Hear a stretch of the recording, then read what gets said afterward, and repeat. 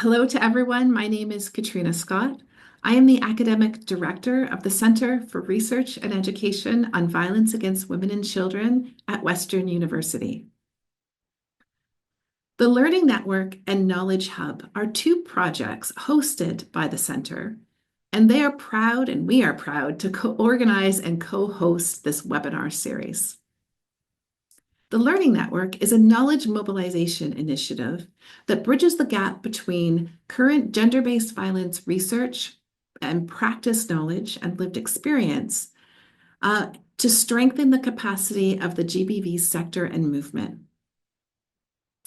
Mobilizing knowledge on gender-based violence is crucial for preventing violence in diverse communities, supporting survivors and allies, and promoting gender equity.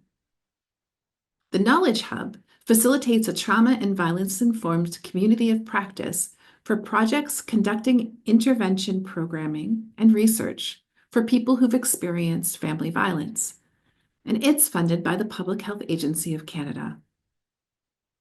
To learn more about the Learning Network and the Knowledge Hub, please access their websites, and those links are posted in the chat. This webinar is also being co-hosted by the Alliance Against Violence and Adversity. I'm going to invite Sarah Yurchik to say a few words about AVA. Hello, everyone. I'm Sarah Yursich, an early career researcher with the Alliance Against Violence and Adversity, also known as AVA, as well as lead on AVA's webinar series and co-director of the Frida Center for Research on Violence Against Women and Children. AVA is about creating the capacity to transform population and community health and social services to promote health and wellness of girls, women, and gender diverse people at risk of or affected by violence and adversity over the life cycle through collaborative, innovative, cross-sectoral, cross-disciplinary, and cross-jurisdictional work, including our AVA online training platform and AVA webinar series. If you are not already a member, please consider joining the AVA network. The information for how to join AVA is available on your screen. Thanks, Katrina. Thank you so much, Sarah. So on behalf of the Learning Network, Knowledge Hub, and AVA, welcome to the webinar on strengthening community responses to elder mistreatment, innovations, interventions, and lessons learned. As a start, I would like to give a land acknowledgement. I want to acknowledge that our work is located on the traditional lands of the Anishinaabeg, Haudenosaunee, Lenapehoak, and Shinongtong nations. These lands are connected with the London Township and Sombra Treaties of 1796 and the Dish with One Spoon Covenant Wampum.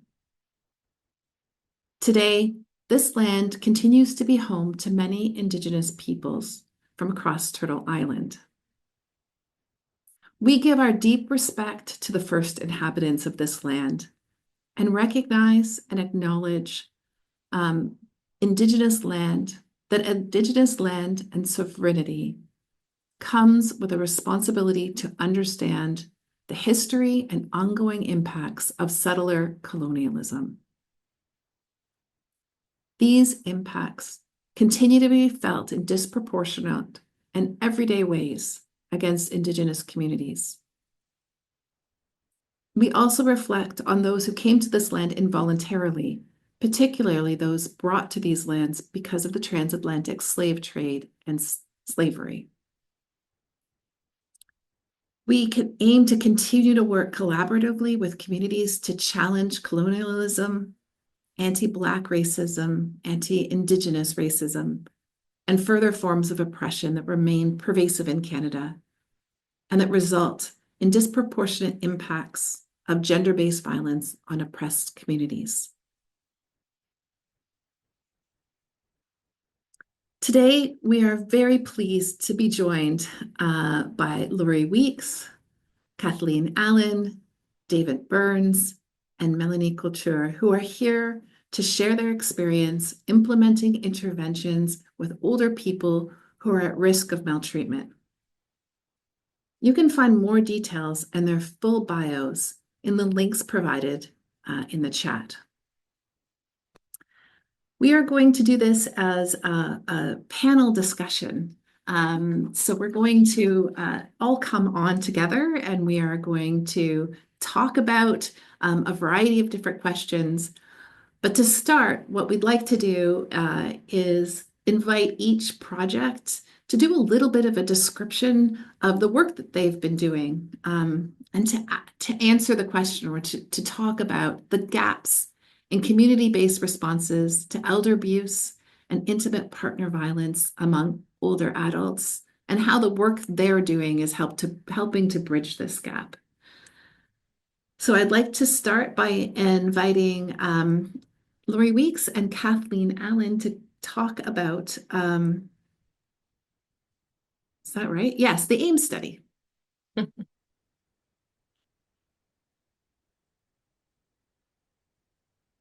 Okay, great. Can you hear me okay, Katrina? Yes, that's great. So the slides in front of me are in French. Is that correct? So if you look at the top of your screen, and you know what, Lori, everybody will be syncing this. So if you look at the top of your very screen, you'll see English slides and deep. My French accent is so poor. You can select your language at the very top of your screen. Thank you. That's perfect. And you have to move your cursor up to the top. I just figured if I'm having this challenge of having it in the language I'm sure other people are having a similar challenge. So, okay. So we'll give you a little bit of background for a few minutes about the AIM study. And I welcome my colleague Kathleen Allen to contribute some of this discussion as well. Kathleen has been the coordinator of this work and has been very involved, especially in the implementation of the work and the interaction with our facilitators and our participants in the study. So basically, I'm not sure if you wanted to give an overview of this study first. Is that what you would like, Katrina?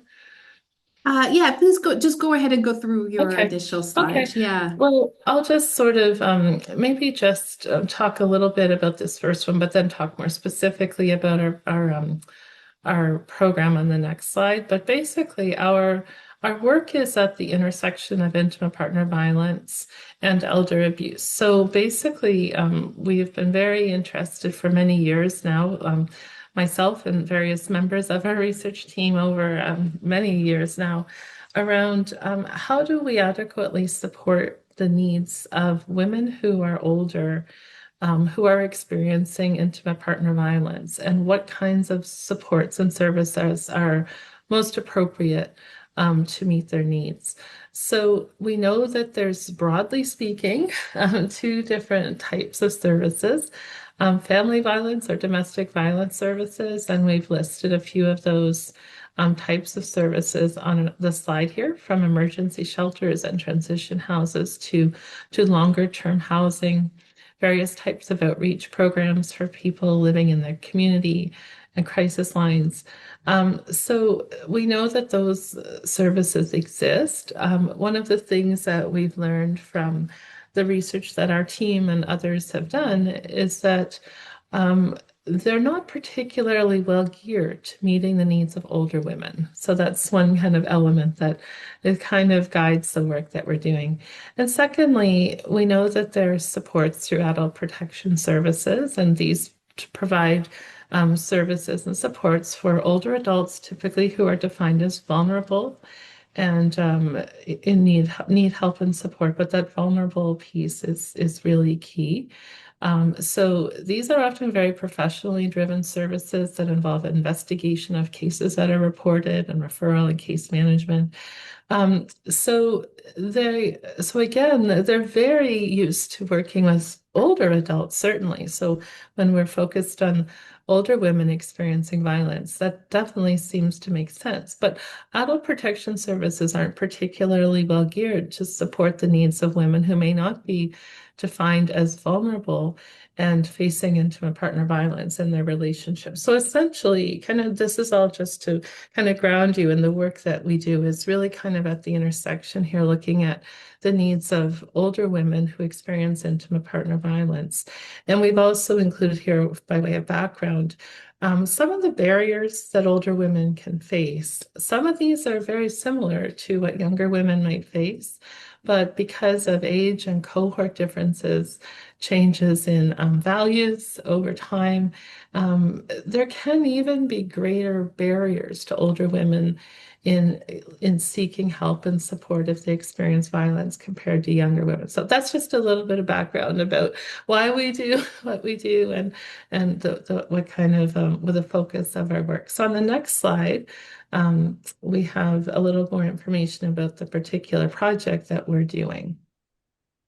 So our study is called the AIM study for short, and it is the advocacy intervention for women in midlife and older who experience intimate partner violence. So as part of this broader initiative, we developed and implemented an intervention, and we tested it, and we're in the process of finishing that work using a randomized controlled trial and a qualitative component in addition.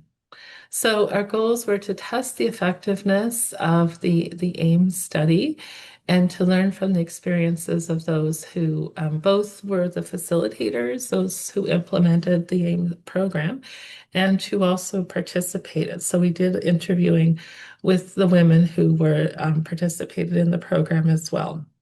So of course we've completed our two of the stages of our quantitative data collection at baseline in 3 months, and we're finishing up the 9-month component of a quantitative evaluation, and we've completed many interviews as well. So that's kind of the evaluation piece, but the AIM program itself, I'll just briefly share with you some of the characteristics of this program that we developed. I always like to mention that our team, myself and other members of our team, were engaged in conducting a systematic review. And in the process of doing that, a few years ago, we identified an intervention that looked very promising. So it was an intervention that included an information sharing component and a social support component. So we adapted that intervention for our specific context where we're working. So the 3 maritime provinces of Prince Edward Island, New Brunswick, and Nova Scotia. And we adapted it for the needs of women in midlife and older. So the information sharing component, first of all, is one-on-one virtual. We were very influenced by COVID, I think, when we developed this proposal. So it was a virtual intervention as a whole, both of the components. So it involves a 1-hour information sharing session, and we've included on the slide here the 5 components that were included in that session. So including information about older women and abusive relationships. And that might seem like a strange thing to include when we're talking to women who are experiencing violence or have recently experienced violence from an intimate partner. But it's very helpful to share information about definitions and identifying abuse and indicators. That piece is really helpful for awareness raising, which is, I guess, the second point I've included here. Also, some tools for safety planning, some tools to help with decision making and problem solving, and very importantly, information about local resources. So we tailored that to the context the woman lived in each of the 3 maritime provinces had a different materials developed for that. And secondly, the second component was the social support component. And this was always very compelling to me. And again, as we adapted this from a previous intervention, it was this piece that I always thought was very interesting. So it's really rewarding, I think, to develop this for women in midlife and older. So it was 12 weekly social support sessions, and these were approximately 20 minutes. And like I say approximately because they did range. quite a bit in time. So the purpose of these weekly sessions were to be very tailored and individualized to the needs of the woman in the program. We didn't specify or have a set of topics that had to be discussed during these sessions. It was really very much about what the woman identified and wanted to talk to, or even just to talk about the situation that they were in. So that's why we called it a social support session. So it's very tailored and very individualized to what the woman wanted to talk about. That was a strength and a challenge, I think, of our intervention. So on the next slide, we have a bit of an overview of some of the results of our research, if you'd like me to share those quickly at this time. So we have seen so far with the quantitative data some promising trends for the effectiveness of the AIM program. The qualitative findings have been very compelling, even though the quantitative findings are important. In the qualitative findings, they're really quite powerful in terms of highlighting the benefits of receiving the AIM program. We really felt that we learned a lot about this was the first adaptation for this population and in this particular region in Eastern Canada. We certainly learned a lot from both the facilitators and the participants about some additional components or adaptations we would like to make, which is the next phase that we will be proposing to do. So we realized at the end that the participants did not have any interaction with each other. So the intervention was solely with the facilitator but not with each other. So we recently had a symposium bringing together people who were involved with our project, including facilitators and participants. And that was discussed quite a lot as a very positive piece that could be added. We also were very committed to trying to make sure that we were inclusive of including a variety of people with unique needs in our study, including Black Nova Scotians, Indigenous women, and people who are newcomers to Canada. We had some success in recruiting a diverse sample to participate in this, but in future iterations, we want to make sure that we include a diverse sample in our region.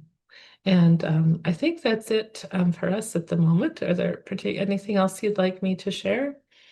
No, thank you, Lori. I think that's a really nice overview of both kind of the need, the gap, and the work that you're doing. Kathleen, is there anything that you want to add at this point?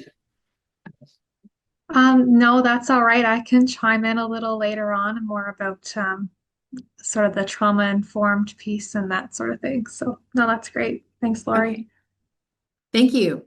All right, so that is so I'll now introduce and invite our second project, which is the ARMCAR project, and Melanie Couture to speak a little bit about this work.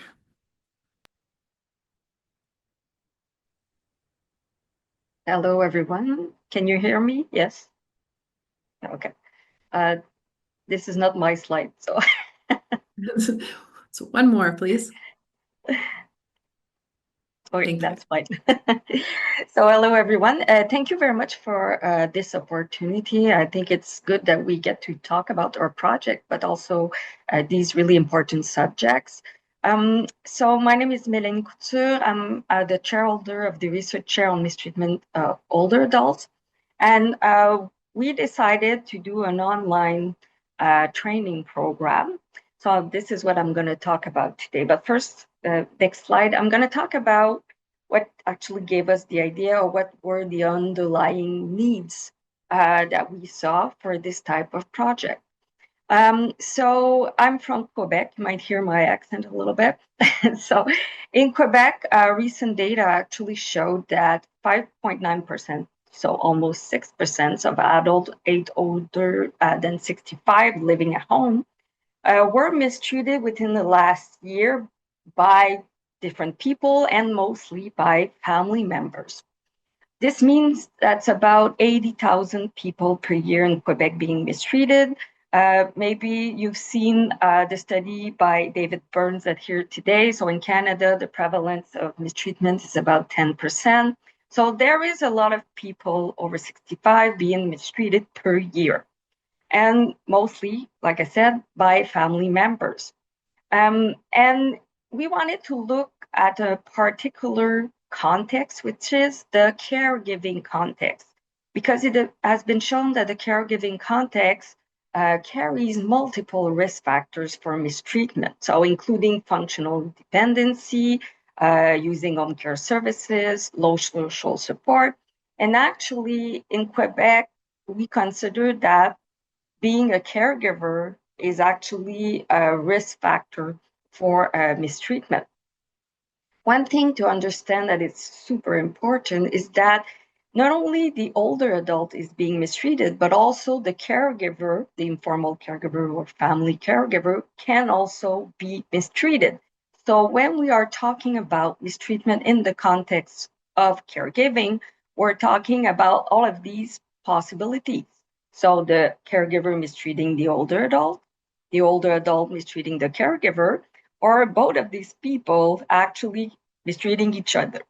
So that's important to understand, because this also means that we need to talk about it with caregivers, but not in a shameful way or in blaming them regarding the situation. So, like I said, mostly they're also being mistreated within their the care relationship too.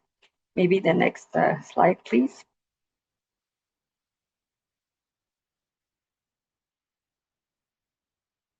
Oop, it's not changing, I think. Or is it just me? Nope, just give it a second. Okay. Next slide. Okay, There we perfect. go. Perfect.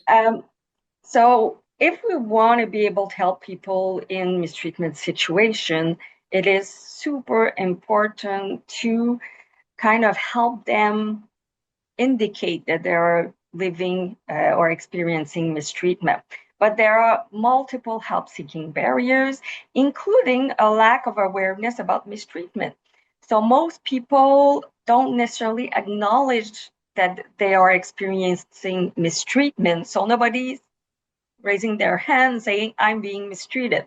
So this is really important. Also, they don't want to talk about it because they don't want anything bad to happen to their caregiver or the older adults that are taking care of. They don't want to lose the relationship. As we know, mistreatment actually is within a relationship where trust is expected. And also, for some older adults, they don't want to be institutionalized, so they don't talk about it. They rather stay with their caregiver, even if they are being somewhat mistreated. I have also to specify that mistreatments mean violence, but it can also mean neglect. So it's not always being hit or something like that, or being screamed at. Sometimes it's that the older adult is not getting all of their needs met. So that is also something to think about. Why we chose an internet-based intervention, or to develop one, was that the scientific literature actually showed that educational programs are actually associated with an increase in knowledge about mistreatment and better identification of and reporting of mistreatment situation. But all of the studies have been done with social and healthcare workers. And also, many studies have shown that caregivers actually get improvements in their well-being through e-health intervention.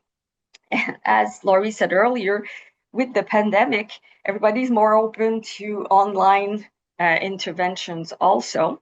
And it's actually efficient in caregivers and informal caregivers, because one of the main advantages sometimes is that they can do it when they have the time. So we said, why not try to develop e-learning about mistreatment in the context of caregiving for caregivers, but also for people working in community organization. And next slide, please.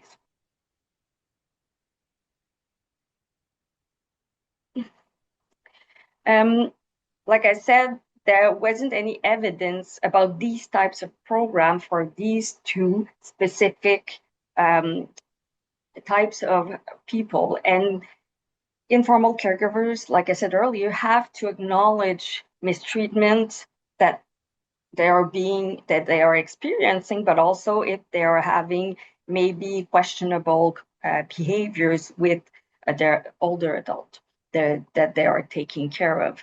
So we decided to develop the program ARMCAR, so acknowledging and responding to mistreatment in caregiving. It's also, of course, available in French. It's called RAMAPA in French. So we, to actually develop the program, we did a scoping review with over 120 articles to get really a good feel of what is mistreatment in the context of caregiving.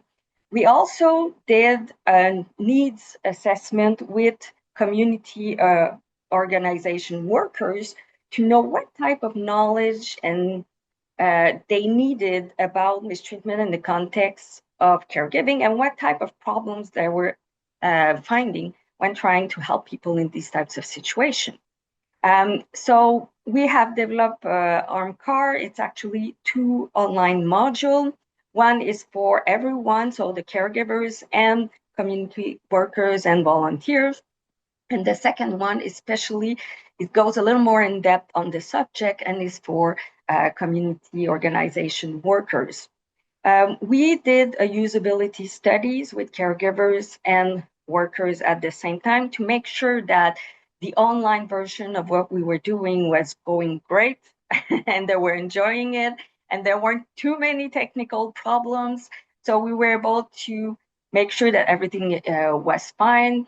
And also we did get some feedback about the content at the same time. Everybody really enjoyed it. And what was really interesting is that people who were actually workers and caregivers in their personal lives said that they watched it twice using a different lens and that all of the information was good for both of their or their personal lives and also for intervention with other caregivers.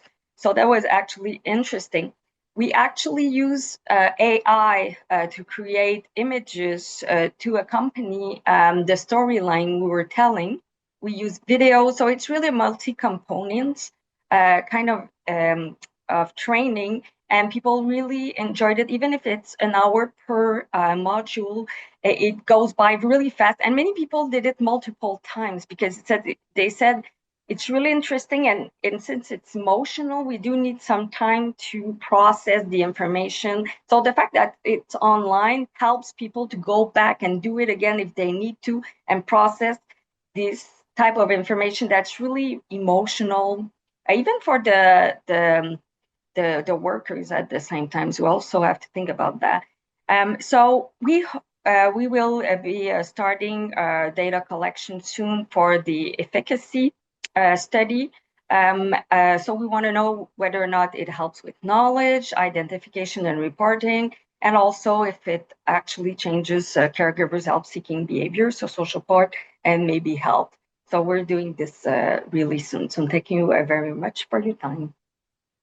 Thank you so much. I really reflect on the capacity and the breaking down of silos with this training, even between people and professionals. And both have talked about the importance of information and just being able to provide that information. Okay, so I would now like to introduce our third study, and David Burns will talk a little bit about RISE.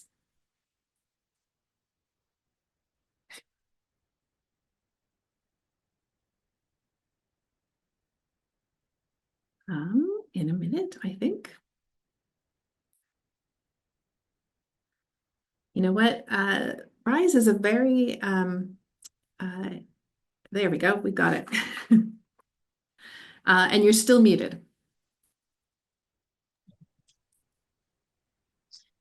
My apologies.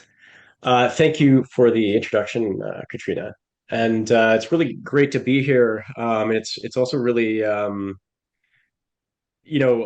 very appreciative of the Knowledge Hub putting this series on about elder mistreatment interventions and the the spotlight that you're giving us to kind of amplify this issue and these important interventions, and also really amazing to hear the work of my colleagues in these other provinces and the interventions that they're doing.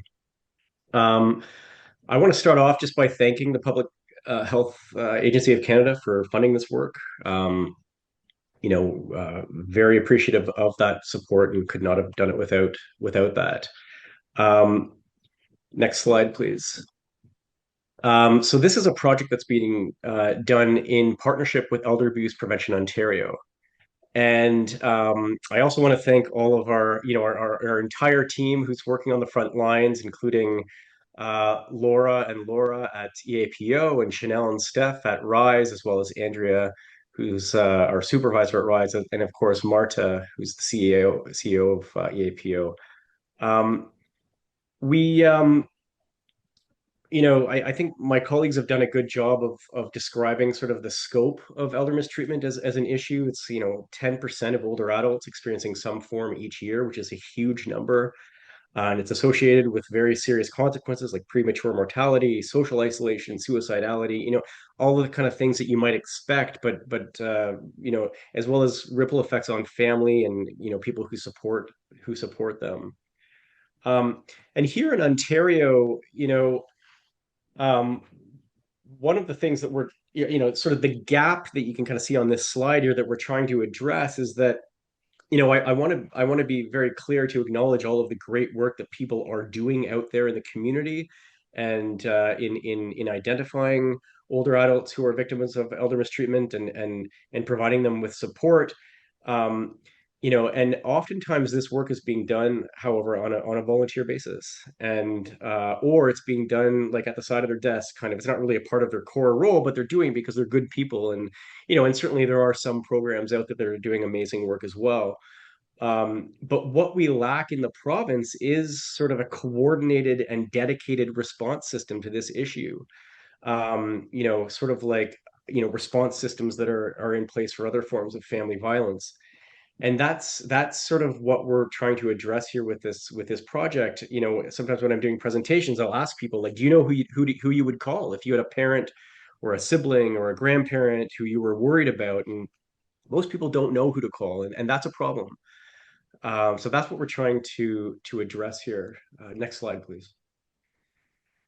And so Rise was developed over a period of years, based on prior research, theory, and consultations with survivors of elder mistreatment. And when we spoke to survivors, we learned some very powerful kind of messages from them that, as you can imagine, that they're coming into this um, as as victims of mistreatment with pretty powerful feelings, for example, of embarrassment, shame, self-blame, guilt. You have to remember that a lot of the time, the harmers in these cases are children. They're adult children or their grandchildren. And in some cases, their spouses or friends. But in a lot of the cases, they're their adult children. So it's a bit different, and it's very complicated because they take on a lot of the kind of guilt and blame themselves. Um, they also are then concerned about their harmer. They want their harmer to get support. They don't, you know, and so so all we learned all this, and one of the things we definitely learned is that they're often looking to sort of repair harm and restore family harmony. Not necessarily take sort of a punitive or kind of criminal arrest or prosecutorial approach as the default. And so it became clear to us that if we're going to design some kind of intervention, ideally it needs to go sort of beyond sort of your standard case management, but have a more kind of a greater capacity to help people work through some of these psycho-emotional challenges and to try to the extent possible and when appropriate to sort of take more of a restorative approach. Um, and so we do take a very relational approach in our work with Rise. It starts between the relationship, but we call them advocates, the caseworkers. So there's like a long sort of engagement period to develop a trusting relationship, so that the older adult is open to working with us. We take a cultural humility perspective and taking a very client-centered approach and sort of respecting cultural values and sensitivities around that. And then we also value like the idea of restoring a relationship again when appropriate and when it's what the older adult wants. Restoring the relationship between the older adult and their harmer, and working with the harmer to provide them with support. And then we do a lot to bolster social support around them. I think as one of the other presentations was mentioning, social support is arguably the biggest kind of protective factor in these cases. And so you can see the model here, and RISE stands for a couple of different things. One is that it reflects that we try to work at these different levels of influence. So at the relational, the individual, the social, and the environmental levels. And then it also reflects the core modalities of RISE. So when working with individuals, we use motivational interviewing, which I'm sure a lot of you are familiar with, but basically it's a technique to help people become more open to the possibility of change. And then when we're working with them as a relationship, we take these restorative approaches. We use something called teaming to try to bolster social support around them, and then supported decision making to try to empower their choice making and respect self-determination. So we work with older adults who are age 60 years or older, and then we try to take both a prevention and a response role. So we work with cases who are either at risk of mistreatment. They may not have yet escalated or kind of bubbled up to the point of actual mistreatment, but there's a lot of concern there and red flags. And without support, it might go up. So we work with cases who are at risk of, or cases who are experiencing actual mistreatment. Um, and um, we first started this in Maine in the U.S. actually, and piloted it in a couple of different randomly selected counties. And based on that kind of evaluation, what we found is that cases that were exposed to both RISE and the Adult Protective Service system down there were significantly less likely to come back into the system. And sort of that kind of recurrence rate. And then based on that, it then got scaled throughout the state of Maine, and has since been rolling out in a few other locations in the US. Next slide, please. But I want to talk more about what we're doing here in Ontario in this project. I'll just wait for the next slide there. The we're trying to set up sort of like this response framework. And so the way this is working is that Elder Abuse Prevention Ontario now has like a centralized line where anyone from across the province can call in. And so we get calls from older adults themselves, concerned family members, service providers. They call into this line, and then there's this sort of initial consultation and screening process that's conducted by EAPO and their consultation specialists. And then if the case is eligible, they meet certain criteria as to like the types of mistreatment that might be going on, and there's a cognitive screen. They get referred to RISE. And I have to say that, it's just, this partnership with EAPO has been, I think, very like complementary, because EAPO has this very deep and extensive sense of reach across the entire province of Ontario, with approximately 43 networks of people who are working on these issues. And so they've, really been able to get the word out about this, and then we kind of can bring this sort of like intervention to complement that awareness. Um, and and so we get referrals, and then we implement the RISE model with these clients. Next slide, please. And to date, we have we've worked with about 125 cases, and we initially started in the GTA, but kind of very quickly realized that there was a need for this across the whole province. So we have rolled it. One of our challenges, I think, has been reaching kind of northern parts of the province, and that's something that we're aware of. But we've been working with cases, in all sorts of communities across the province, both in rural and urban settings. And then we use in person when it's kind of geographically feasible. We operate out of Toronto. and then telephone or virtual service kind of modes of delivery. Next slide, please. Um, and um, and so far, so this is being done in the context of a randomized controlled trial. And so um, we collect data at the beginning of the intervention, and then 3 months into it, and then again 3 months later at the 6 month mark from both the control and the treatment arms. And the control arm consists of people who receive like sort of a 45-minute or so consultation at EAPO that includes like referrals and so forth. And then, of course, the treatment group receives the RISE intervention as well. And so these are preliminary findings. So far, we have at least these results that I'm showing today are based on 53 people who have had all three points of data collection.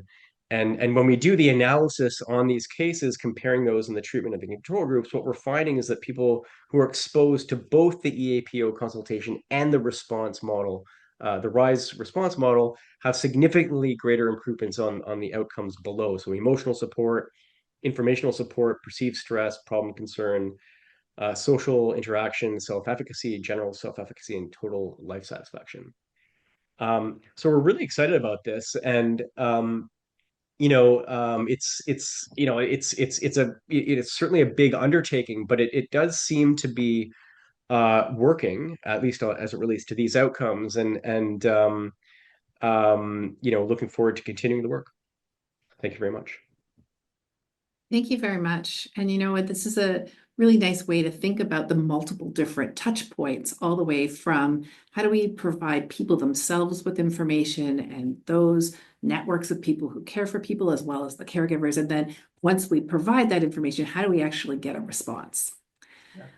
So I'm actually going to have our slide people do something a little bit complicated. I'm going to ask them to put up the slide that we slipped by, and that was a slide that really spoke to this issue of power imbalance, because one of the things that all of the presenters have talked about so far is the complications about addressing maltreatment and violence within caregiving relationships that include family members and intimate partners and others that are very close. And so the question that I want to ask is about really how do power imbalances and dependencies influence maltreatment, and how can we start to think about that when we're thinking about interventions? And so yeah, Lori, I'd invite you to speak to this slide around this work.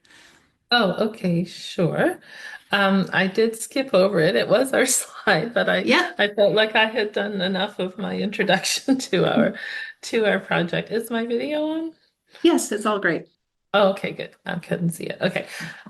Yeah, sure. Thank you. Yeah, sorry for skipping over this. So some of you who work in the field of domestic violence may have seen this or a similar diagram. So there was a slightly different one developed, focused on domestic violence. And then later on, this one was developed specifically focused on abuse in later life. So sometimes I don't have the other one here on this slide here, but they're very similar. And that's often one of the things that I like to point out when we're talking about intimate partner violence in later life. A lot of the same dynamics in relationships are the same. Whether no matter what age you're talking about. And I think that's a really important point, because most of the focus in domestic violence has been on younger women.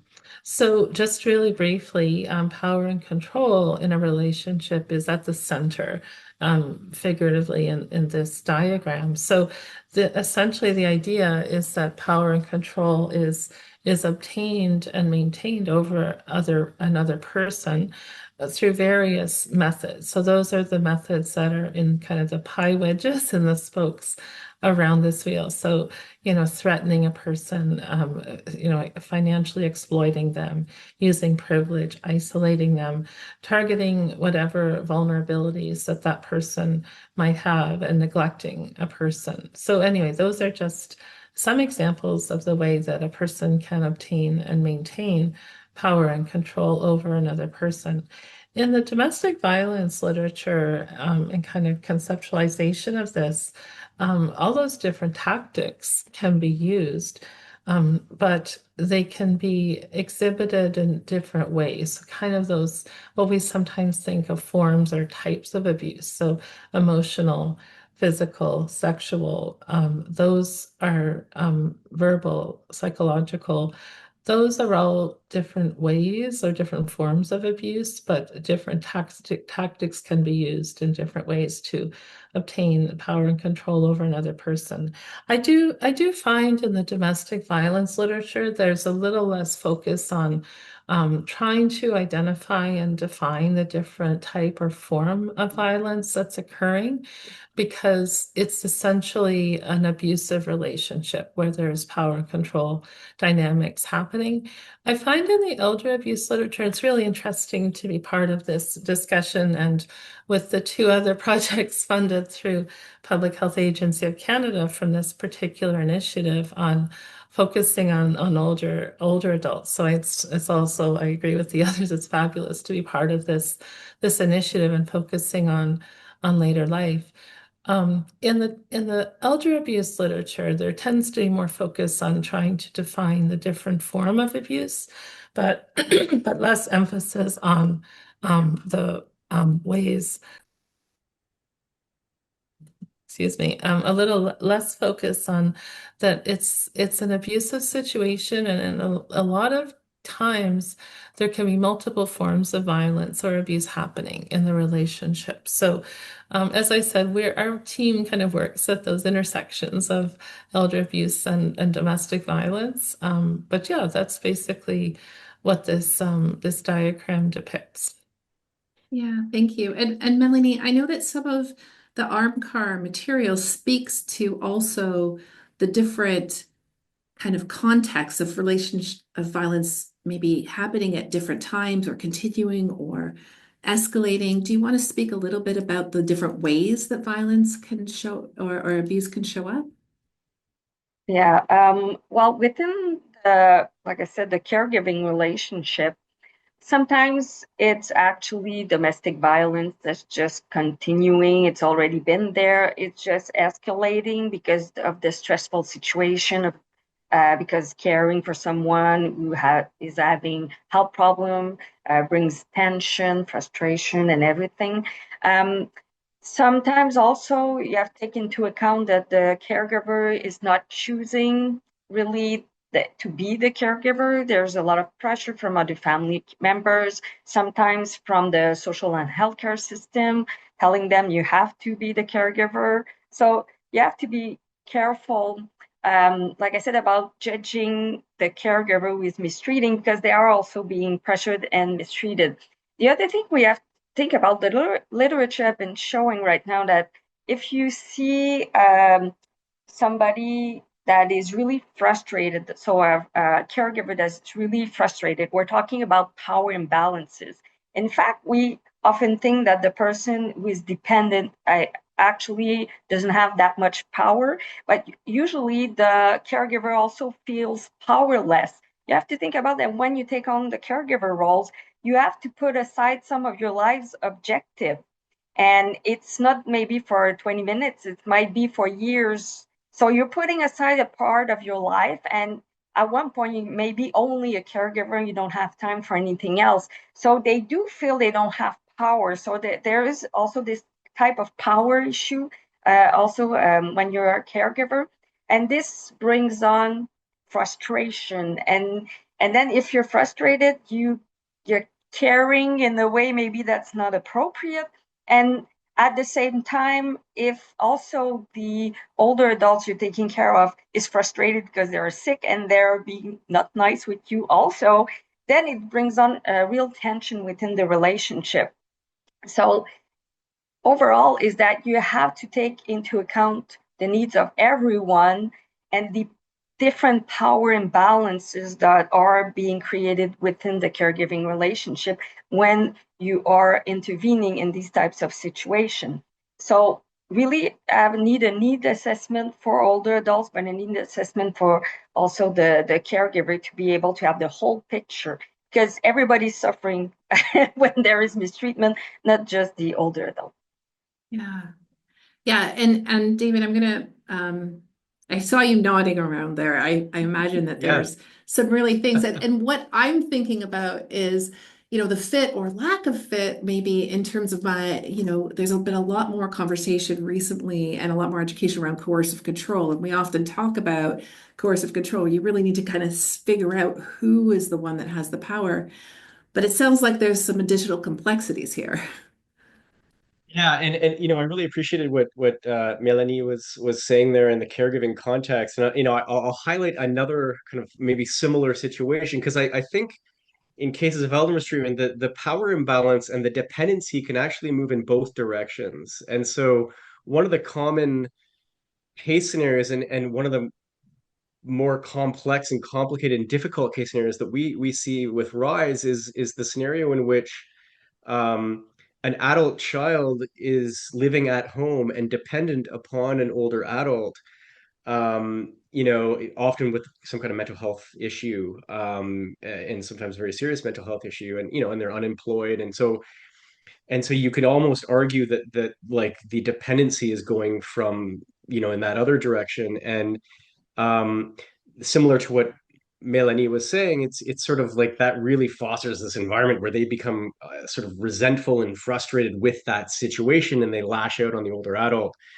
So I mean, I think that is something that like is very common, and then certainly like I think as it relates to older adults, maybe some things that might be unique, additional uh, sort of identities that might contribute to power imbalances, sort of like things related to ageism and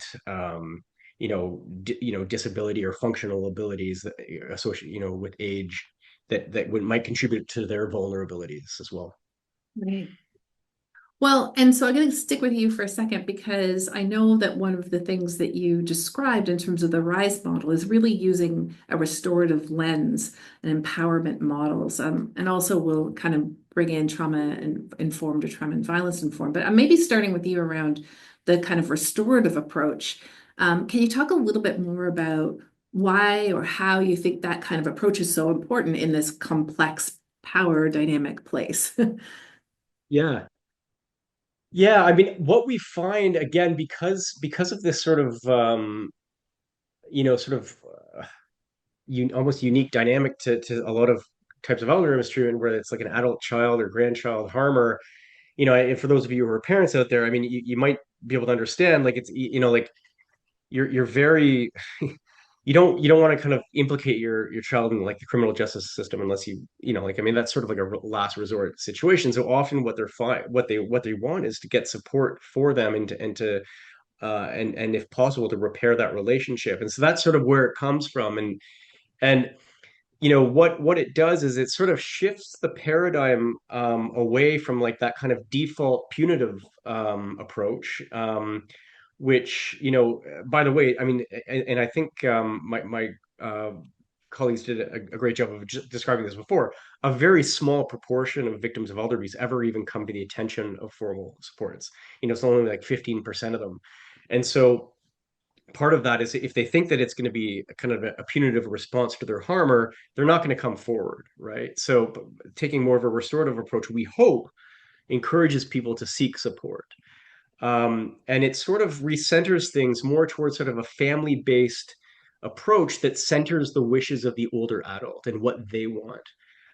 It kind of embraces those kinds of like values of self-determination and their choice and their control over what happens in the process, as opposed to um, some of the potentially re-traumatizing impacts of what can happen in the criminal justice system. Now, of course, if they want to pursue a criminal justice and process, I mean, we certainly support that. I mean, that it's kind of, it comes down to what is their choice. Um, but I think the other thing about a restorative approach is that it also allows and provides older adults with permission to hold multiple truths. So, meaning that, on the one hand, they're allowed to acknowledge that what's happening to me is wrong. Like, this is not right. But on the other hand, they're also able to kind of hold space for that reality that, like, it's wrong, but I don't, I want to help my harmer. And that's a very common but kind of complicated tension that we see. Well, and it to me, as you described that, it speaks to somebody who asked a question like the kinds of tools of balancing or resolving this tension, and one of them being, supporting and empowering the holding of two different perspectives at the same time and not kind of being pushed to one or the other.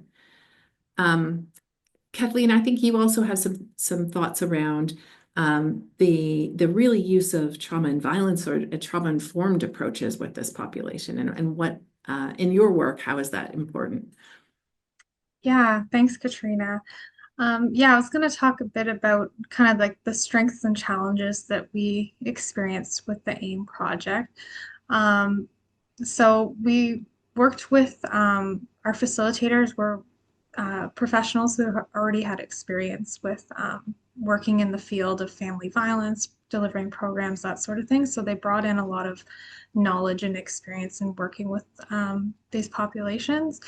But we found that using a trauma and violence informed approach really allowed the women to feel heard and feel that their experiences of abuse were validated, which unfortunately, working with the participants, it was quite obvious that a lot of times that wasn't always the case. So sometimes reaching out to other sources of support, both formal and informal, um, sometimes there was a lack of response or lack of validation of the abuse. So, in talking about women in midlife and older, sometimes these our participants had been in abusive relationships for, up to 20 or 30 years. So, there's a lot of impacts to their self-worth and that sort of thing. So, I think really our research team and our facilitators spent a lot of time being really sensitive to that and really, providing encouragement in our program and validation. It really was, I would say, a strength to our program, and did kind of lend to some of our positive outcomes, I believe. So we did see resiliency in our participants, and we think that had a lot to do with the way that we delivered the program in a trauma and violence informed way. The participants developed a trusting relationship with their facilitator, which enabled them to focus on personal triumphs and strengths during the process of recovering from an abusive relationship. We found resilience was fostered in many ways.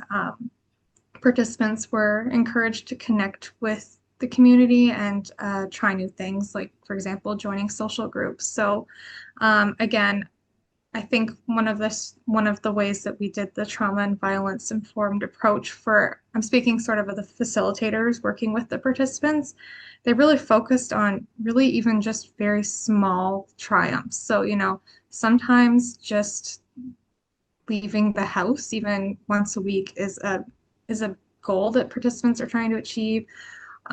Some, it was joining a social group, or even just working on maintaining like personal boundaries and relationships and self-care. So, kind of it was participant led. So really whatever goals they might have, the facilitators were really great at supporting them, but really focusing on those small triumphs. And connecting them to, other sources of support or programs that they may benefit from. And then I guess one of the challenges that we encountered with supporting these women was that the barriers that they're facing on a day-to-day basis. So facilitators encouraged and supported women as they're going through like various formal processes like court proceedings. Unfortunately, there was kind of little that other than, supporting and encouraging through processes, we weren't able to address some of the larger like structural barriers that women encountered. So there was all kinds of things that came up throughout the study, like lack of support or response from law enforcement or victim services, costs of legal fees, long court wait times, that sort of thing. So we found there was a lot of barriers, still a lot of work to be done, but the support that women receive can be quite instrumental in like getting their healing and leaving the process, in the process of leaving an abusive relationship. Does that kind of answer your question, or is there more I can touch Yeah, on well, with you know that. what, Kathleen, what I'm kind of reflecting on is kind of thinking about, again, the diversity of situations, right? And my heart is kind of just, I'm just sitting with like working with somebody who's been, it's a 30-year experience. And to be able to provide some empowerment and some hope, it's, I wish it happened earlier, but it's never too late. It's always the right time to kind of provide kind of that support. And some of those stories are echoing through, and where sometimes, in fact, the turning point into older adulthood can be that turning point that provides an opportunity for someone who's been for support, and if we can use it. But as you ended off, there's structural barriers, and I wonder if I could turn to you, Melanie, to talk a little bit more about some of those kind of structural barriers around help and trying to provide service in this context. Well, so the ARMCAR project, we decided to go with a trauma-informed approach because the idea was to also give tools to the community organization, because the subject, the people working in community organization kind of feel uncomfortable with the mistreatment situation. So in the context of caregiving, and so they needed help too to be able to support the caregivers they were giving services to. So, of course, one of the risk factors for mistreatment is actually prior victimization. So it means that people usually, and we were talking about intimate partner violence too. So usually it's maybe not the first time that these people are living through experiences with violence and mistreatment. So it's important that we can actually create somewhat of a safe space within these community organizations. And one of the first steps is actually, and this is how we're going to implement also the ARMCAR project, is that the first month it's the whole organization that's getting the e-learning module and the training. So they are ready to support the caregivers that are going to take the online training the second month. So, and both of them will know that they did the training. So they'll be able to talk about it and say, well, remember this slide or this information? It got me thinking, it got me. So they're getting the same information with the first module. Of course, like I said earlier, the workers will actually get even more information with the second module. So the idea is to create that type of environment when we can talk freely about mistreatment, and also that they know that sometimes when people refuse services, because that's where most workers are uncomfortable, they know why, and they know that they need to be patient, take more time, and that it's somewhat normal with this type of situation that people don't say yes right away to services. And like David was saying earlier, they kind of need time to process. They're ambivalent about everything about the situation. And so this is going to help to give better support to these types of people. So the trauma-informed approach is not just about how we developed the training, but also giving more tools to the community organization to be able to support people who have been through violence and trauma also. Yeah. So I really love the way we're kind of emphasizing that there needs to be multiple different levels of change, right? So it's useful to have individual supports and empowerment, but if the caregivers around or the professionals around don't have that information, then people won't get response. And then I'll go back to David, because if there's not a system of response, then, and you can't get to anywhere, then, you may be able to hear something, but how do you get a police, if you need police response, or how do you get a non-punitive or non-justice system response? And so, David, I wonder if I can turn to the question about sort of policy changes. What policy changes do you think are needed to better support older adults experiencing abuse? And maybe even how research projects can contribute to that. And I see somebody in the questions has asked about, what quality of data do we have the right quality of data? Like, what do we need to, so back to what policy changes and how could research contribute to that? Yeah, that's a good question. I think um, in most provinces across Canada, there needs to be more kind of policy and sort of resources that are dedicated towards a response system for this issue. I mean, it's just it's not where it needs to be at this point. And I think there's over the last several years there's more and more attention being brought to the issue and how important it is and how we need to respond to elder mistreatment. But it's I think we need to get to a place where there are resources that are dedicated towards setting up appropriate systems, and I think all of these projects are producing high quality data to help inform what those systems can look like. um, and then I think so that's kind of the response end. I think on the other end, kind of upstream, there's really not much happening from a primary prevention, standpoint in terms of like, we've been kind of talking about, well, perhaps some of the work that my colleagues are doing are getting at primary prevention, but I think more of an effort could be also like, what can we do to prevent this from happening in the first place? And then certainly if and I know that the government is putting resources toward this right now, but sort of some kind of standardized data collection effort across provinces so that we can get a better sense of a better picture of this issue of like what do the cases look like that are coming into systems that we develop, and what's working, what's not, that kind of thing. Lori, Melanie, or Kathleen, do you want to add to the question around that? Yeah, I can start and others can chime in. I guess just thinking of policy responses, I really I was thinking of sometimes with older women who have been in their home and community for a long time and have a social network around them, support network. Um, just simply leaving the home and moving somewhere else isn't always the right answer. Not in the current study, but previous work our team did a few years ago.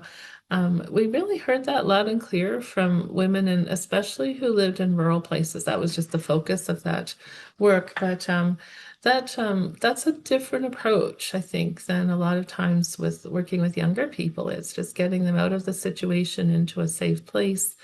But yeah, we heard very strongly that, women have often very strong attachments to their land, their possibly animals, community, so and all the human supports around them. So that's something that is it really needs to be considered, I think, when developing appropriate responses and interventions, that it's not always about the woman leaving the particular setting that they're in. They want the abuse to stop. They just don't want to have to leave their home and community to do that. But on the other hand, if that is the desired goal of the person, so from a very person-centered perspective on what the goal is, there's just not a lot of options for affordable housing that is safe and permanent. I was able to spend some time on my last sabbatical on the opposite coast, so in the lower BC mainland. It was fascinating to learn about some of the specific services that are developed. A very different context than us in the Maritimes, but a bigger city and different resources that's provided by the province and the city, I believe, to fund some of these things. But I was able to interview women who lived in permanent, safe, and deeply affordable rent geared to income housing. Two of the buildings were specifically designed for women who had experienced violence in intimate relationships, but through talking with them, often there was violence in multiple contexts throughout their lives. But there was buildings specifically designed for them to live in that were for women who were 50 and older. And then I interviewed women in a third building that was for women of all ages, but I specifically talked to the older women that use those services. Those are things that I see very lacking in a lot of other places in Canada where the housing is deeply affordable, geared to income, is safe, and permanent. We have short-term housing, but that permanent piece is really lacking. And then the other part I really learned was that these are buildings that have staff. It was basically supportive housing. So having people there that can provide whatever assistance and support and linking them with other services in the area and such things. So it was great that it was a Canadian example of some things that are happening in another city. And I still don't know exactly how to translate that into other locations, but it was really, really important to learn about that. Actually, the work that has just been published online in the journal Violence Against Women, so it's just available now publicly. So those are just a few things I'm thinking of in terms of they're not easy. I mean, the responses are not easy to implement, but it's always helpful, I think, to see examples of what could happen and examples from other locations to see how we could adapt them.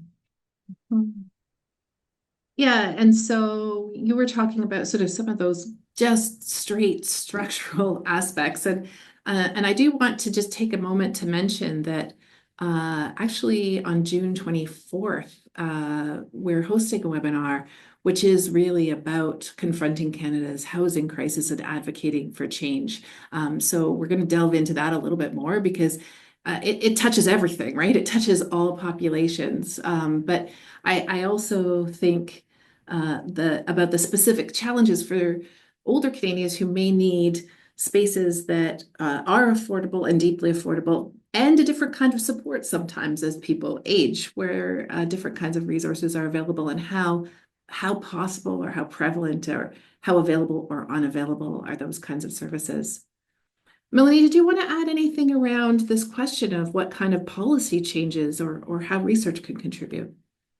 Well, actually, in Quebec, since 2010, we've had three government plans regarding mistreatment. We've been slowly making a structure to support people experiencing mistreatment. So we have a helpline.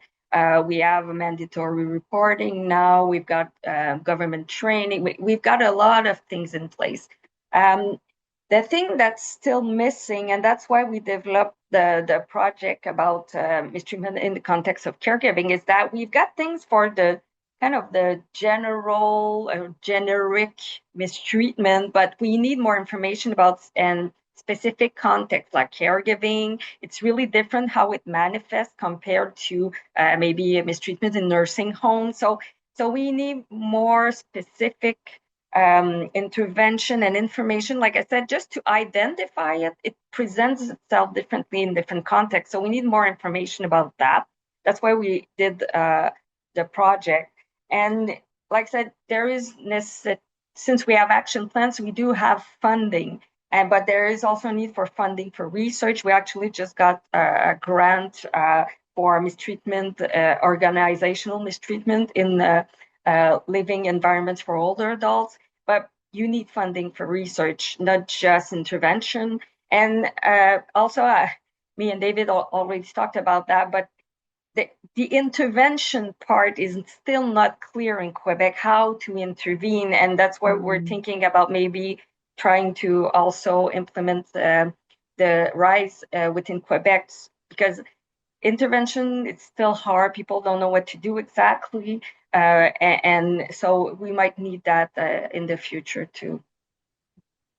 Well, and I think I want to lean into an intervention question because, somebody asks about kind of the complexities that are involved when the adult child was a victim of child abuse at the hands of the current elder, but now is in a caregiver role. And I guess I think of my guess is I can think of examples. My guess is that's not super uncommon. And maybe that child had escaped, but now, or kind of escaped in the sense that they'd left that abusive, and now they're kind of back in a caregiver role. And maybe I'll turn to you, David. Any kind of thoughts around some of those do those cases exist, or are they some of the complex Of ones? course. Yeah, no, I think that's a really good point. And it's interesting that you bring that up because just in the last sort of 5 years or so, there's more and more evidence that's coming into play that like that this really is like a life course kind of issue, in a couple of ways. One is that these kind of three main types of family violence, child maltreatment, IPV or DV, and elder mistreatment, are linked. So if you experience child maltreatment at an early age, you're significantly more likely to experience elder mistreatment at a later age, which is fascinating, right? We don't know like what are the mechanisms that link those things, but that's one. And then the other is what you've just mentioned, is that like this kind of intergenerational kind of transmission of violence, of like, if I was abused as a child, I'm more likely to abuse my parent when they're in a, as like when I'm a caregiver. And I think these are really interesting questions that have to be asked, and examined a lot more. And probably like as we move forward in, family violence in general probably needs to come together a bit more, and um, you know, kind of try to think about this from more of a life course perspective. Um, and just back to the policy thing, I just another thought. I think, like probably just, governments from different jurisdictions across the country, it would be good to kind of come, together more to kind of to work with us. I think we do have like some of the expertise that we need to answer, start beginning to answer some of these big questions that we're talking about. Yeah. Kathleen, oh, sorry, you just went off and then I bugged you. Do you just any sense in terms of in when working in groups of some of those any other thing that you want to add around those sort of complex maybe multi-generational patterns that you need to start to talk about?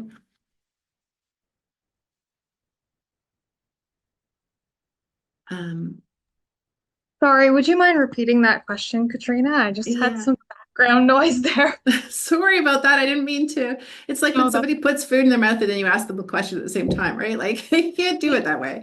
But I guess I was wondering from running groups, do you have any other any reflections about, how often or how things come up where there's those complex multi-generational aspects of abuse that might be present? Yeah, so that did come up in some of our qualitative interviews with participants. So they did discuss a lot of childhood trauma as well. So not just, sorry, my kids are just getting home from school and they're not aware that I'm on a webinar. Um, some childhood abuse, which led to getting into multiple adult relationships that were abusive, unfortunately. So, I mean, not for all participants that it was sort of like this long-term abuse, but for quite a few that did come up. So, it's I know our intervention, it sounds kind of long, like a 13-week program, but to really unpack like lifelong of complex abuse and trauma, it was, it was a lot. So I think, there's a lot more obviously that could be done to support people in those positions or those with those experiences, but we kind of, I guess, scratch the surface in a sense, offering them support, but there's a long ways to go for sure. But yeah, there was definitely like Dave said, a life course approach is definitely appropriate for this research as well. Yeah. Okay, I have a very specific policy question, or I think a kind of specific policy question. And Lori and Melanie, I'll throw it to you, but others can answer it as well. And people are bringing up this challenge, I think, around being in the hospital and needing hospital services, and sort of a mandatory reporting kind of strategy or around intimate partner violence or abuse or neglect, elder abuse, and then sort of an inability to go home, which maybe some people want. Like, is there something? Have you experienced some level of challenge or gap in the hospital to community or hospital to home context? You want me to go first, Laurie? Sure. Um, Go ahead, Melanie. Yes. yeah. Okay. Well, in Quebec, the mandatory reporting, it's only for specific context. So people who have who are inapt, so they have really bad cognitive deficit. It's but and also if people are living in seniors residence and they are considered vulnerable in a vulnerable situation, which means they may have problem getting help, then there is mandatory reporting, or people living in nursing homes specifically. So it's not mandatory reporting overall. I have seen some resistance from workers because they want to keep a relationship with the person and they don't want to report if the person doesn't want to. So sometimes they do take a little more time to convince the person and do get consent before reporting. Sometimes people are afraid of reprisal, so they rather not do the mandatory reporting so they don't get anything bad that happens to them or to the older adults who is experiencing mistreatment.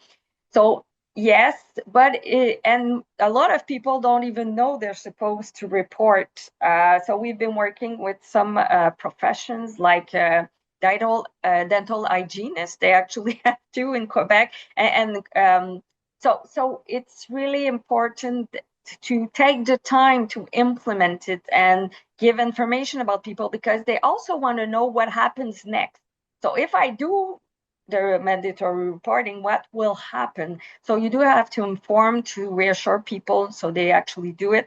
So I work a lot of implementation of program implementation, and it takes years usually for people to know about it, feel comfortable, and do it. So we have to be patient.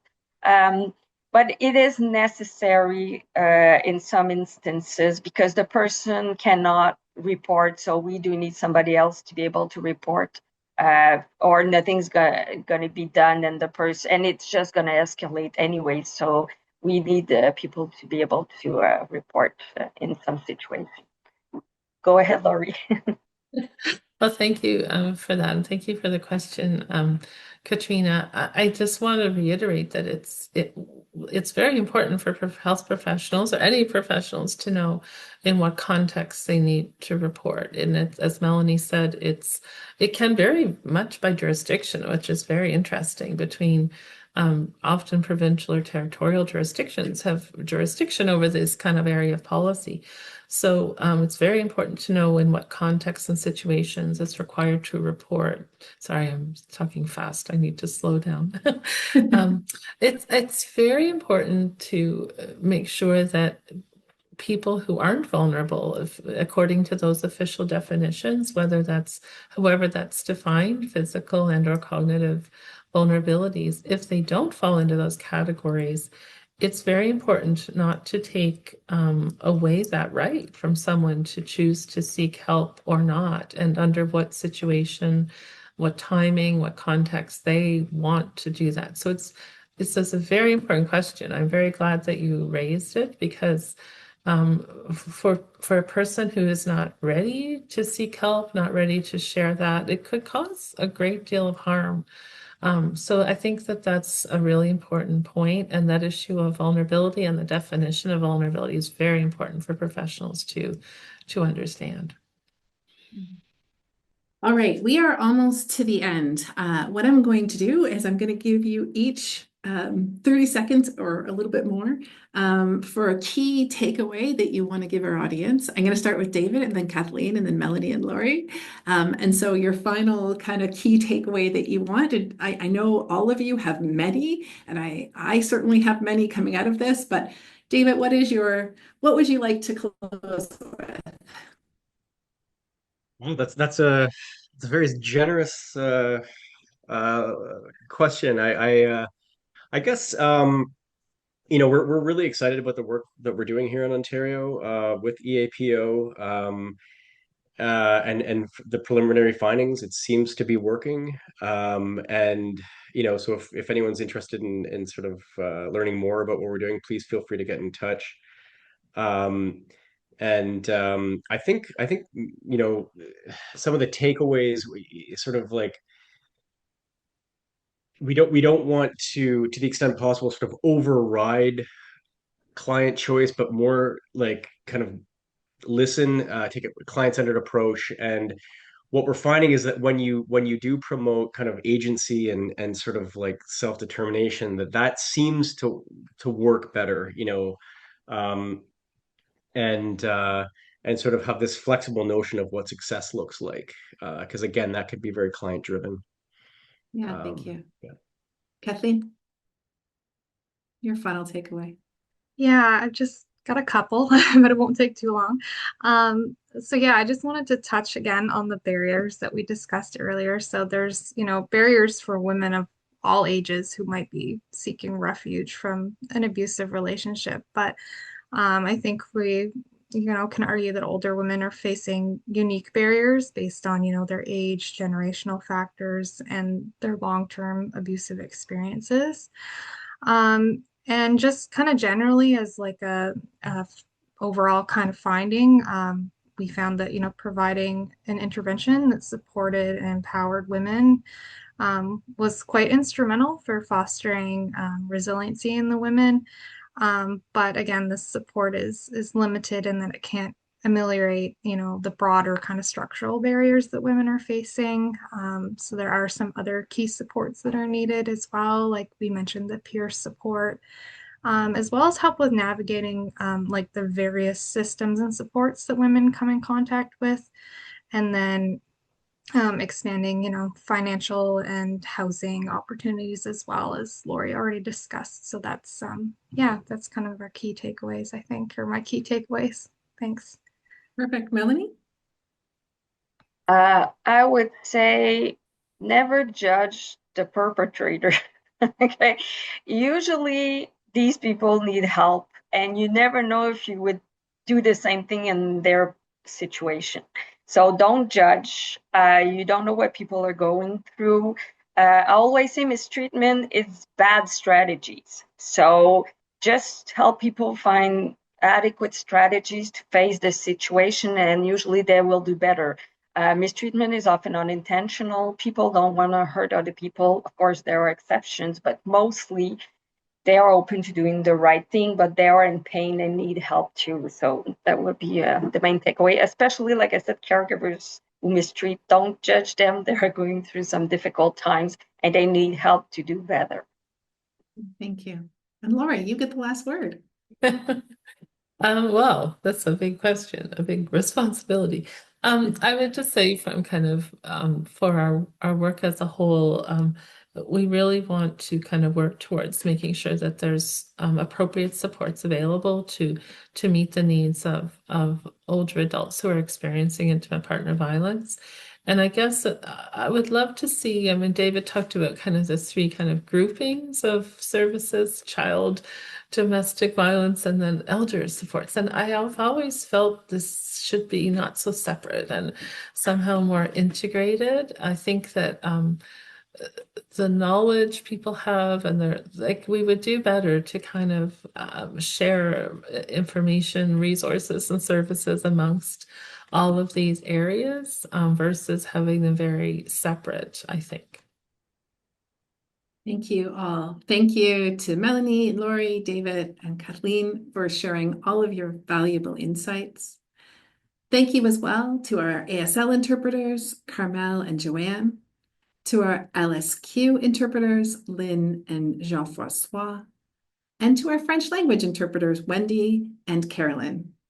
Thank you very much for joining us. As a reminder, when the webinar closes, you will be linked to a little survey, and please complete the evaluation form to receive a certificate of participation. On behalf of the Learning Network and the Knowledge Hub, we look forward to welcoming you to our future webinars and events. Don't forget to sign up to our mailing list to stay informed. And as I already mentioned, our next webinar is going to take place on June 24th, and it is entitled Nowhere to Go: Confronting Canada's Housing Crisis and Advocating for Change for Survivors of Gender-Based Violence. Thank you, everyone, for joining us today. Goodbye.